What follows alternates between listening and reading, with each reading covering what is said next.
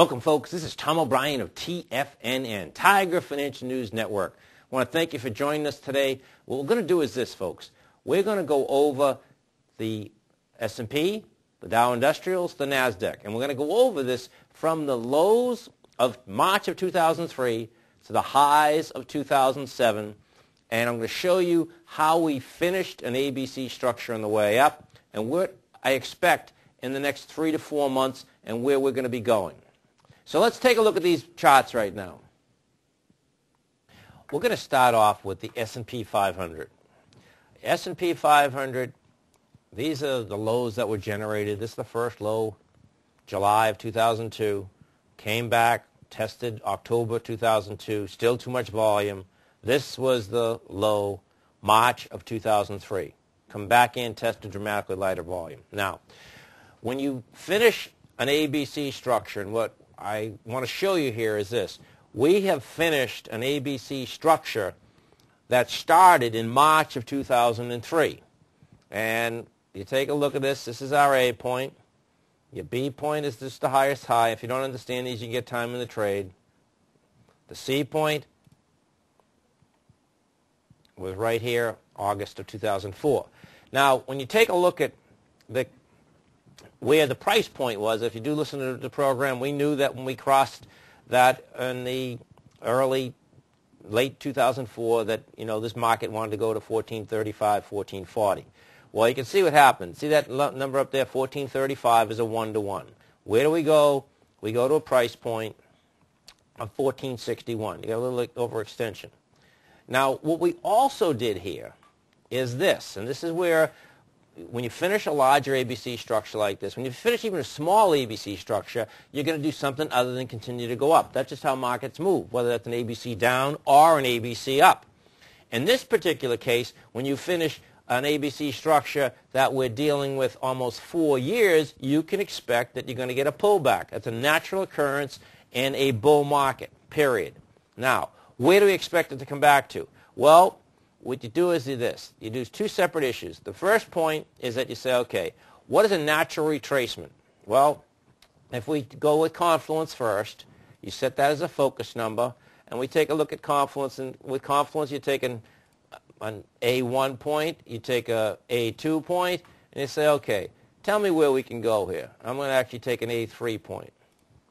Well, when you set this up, you see this blue area right here? That blue area, that's support. That's Confluence, that's support. Confluence is you're taking two separate Fibonacci areas and you're saying, okay, where can we find some support? Well, you can see what happens. We have support at 1260 to 1308. Now, what else is also at that point? And this is huge. This is a big key. See this right here? What you have right here, this is the May highs of 2006. What we have done is that we took out the May highs of 2006 with lighter volume. This is an S&P that you're looking at.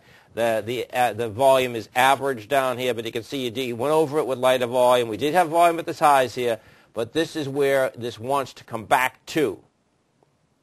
So you can expect, as we make our way down, that's where you're going to go. Now, the way the markets are set up right now, what we have done is this.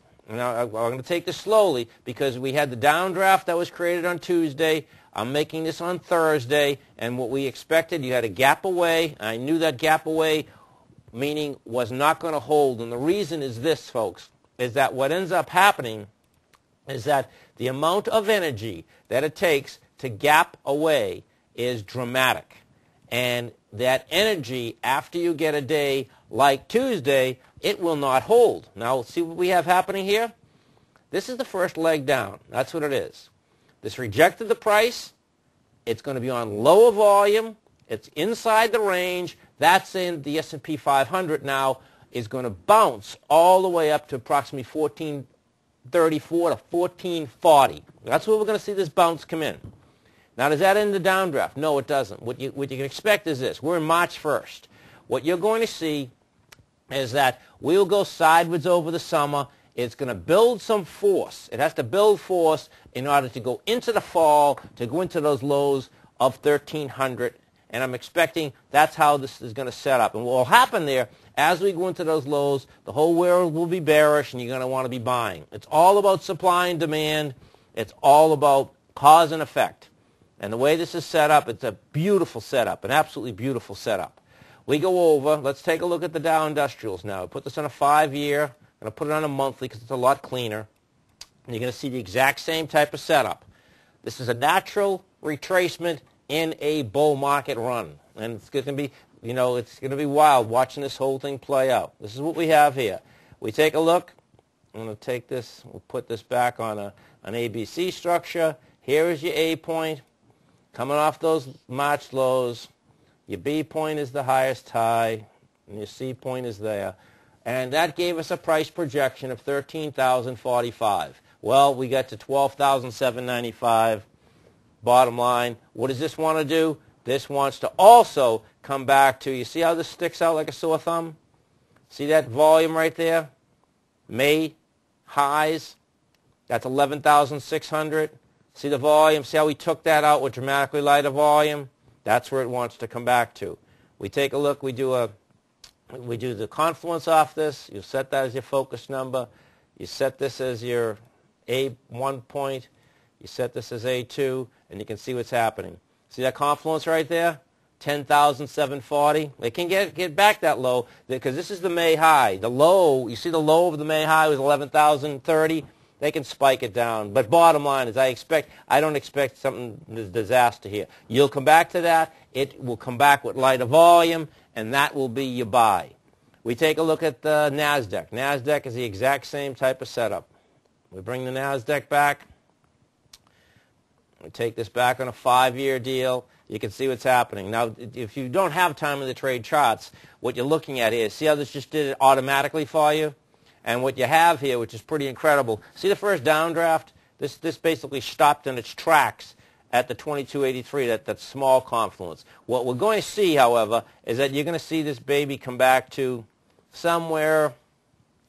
Here's the bigger support area, which is 2,000 to 2,100. That's where you'll see this come back to. But that's going to take more than likely, I would say, going into next October, November. What we will see here, I'll put this on a daily for you for a second, what you're going to see is that you're going to see a nice bounce coming out of this because what you have is that we got a lower low in the NASDAQ with lighter volume. We're getting a rejection of price. You'll go back up. We'll get somewhere into, even the 2450 area. And right now, of course, we went down as low as 2359. It can bounce all the way back up here. It'll go sideways, and then you'll start heading back down the other side. So market-wise, okay, we're going to have some nice volatility out here. A lot of good trades that can be made out here. You can bring those trades on the way up. You can short them up here on the way back down. So you're going to see a lot of action in the next 3 to 4 months. I want to thank you for joining us today, folks. I do appreciate you being with us. Remember that you can get my program live each and every day. I do 3 hours of radio, 10 to 11 Eastern Standard Time, 4 to 6 Eastern Standard Time. You can get us on the web at TFNN. And if you'd like to understand price and volume, we can get my book, which is Timing the Trade. And, of course, we have a few newsletters. All the details are on our website at TFNN. Have a great day. Have a safe day. Look forward to speaking to you again.